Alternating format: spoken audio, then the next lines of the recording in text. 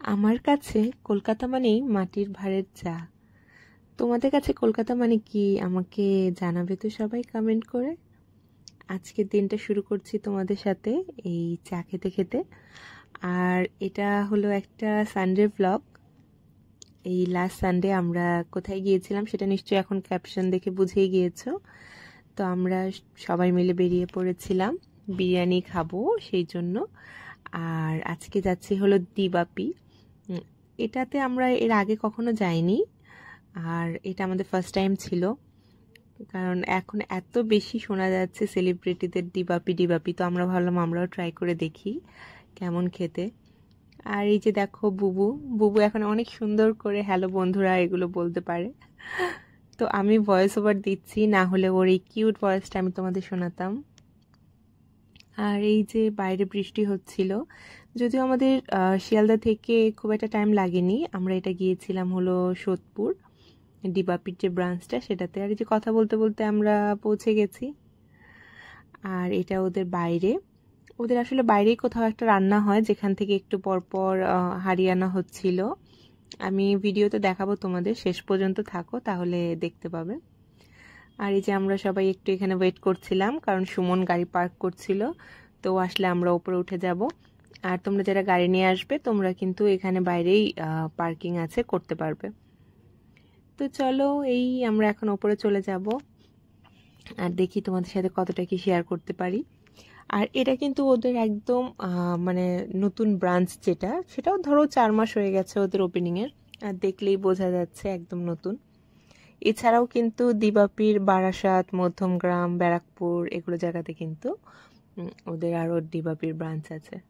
এই ঢুকতেই একটা ছোট্ট একটা পার্টি কর্নার টাইপের আছে, তোমরা যদি এখানে কোনো পার্টি এখানে আর কি চাইলে করতে পারবে, বাট খুবই ছোট। আর ভেতরটা এমন ছিল যেখানে আমরা উঠে বসেছিলাম। অ্যাম্বিয়েন্সটা আমার ভালোই লেগেছে, সব কিছু মিলিয়ে সুন্দর ছিল।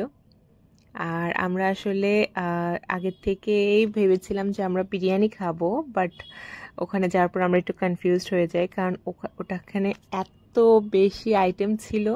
ওটা কিন্তু আসলে মাল্টি কুইজিন ছিল।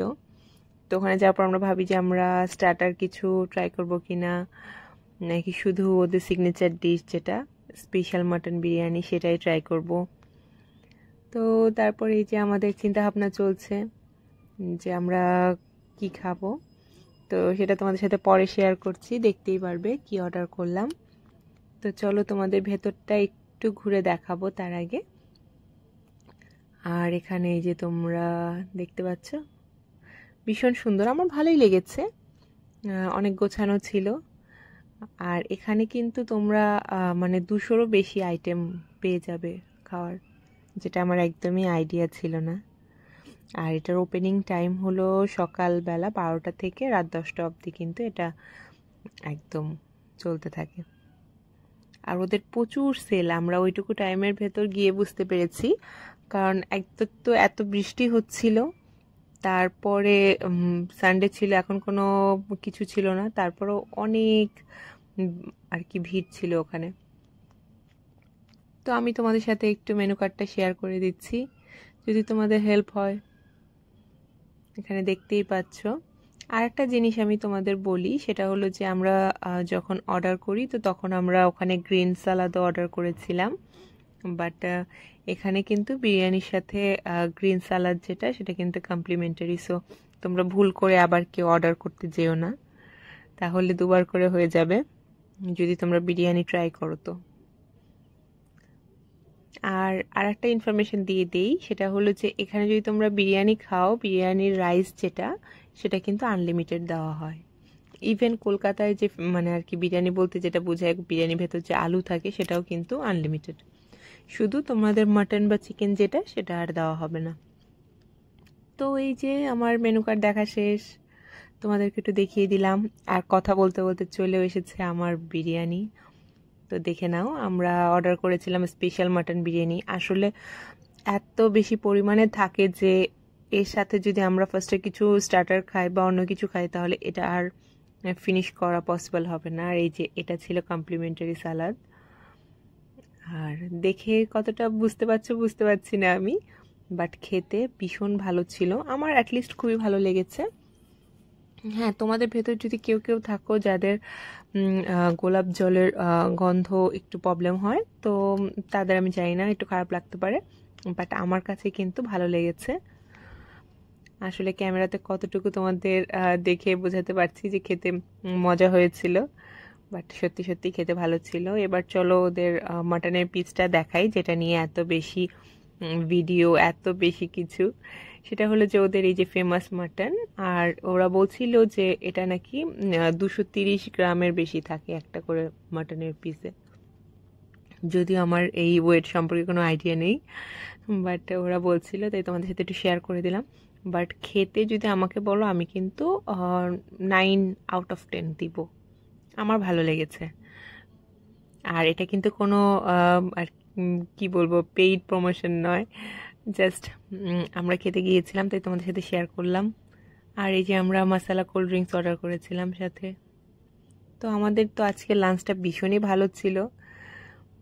আর তারপরে যে একটু ভিডিও করে নিচ্ছিলাম তোমাদের সাথে শেয়ার করার জন্য, নাহলে বলবে তোমাকে তো দেখাও না, এই নাও আমাকে দেখে নাও। আর লাস্টে ওরা এই পান মশলাগুলো দিয়েছিল। তো এই ছিল আজকে আমাদের লাঞ্চ। তো আমাদের খাওয়া শেষ, এখন আমরা নিচে চলে যাব, কারণ আমরা পার্সেল নিব বাড়ির জন্য।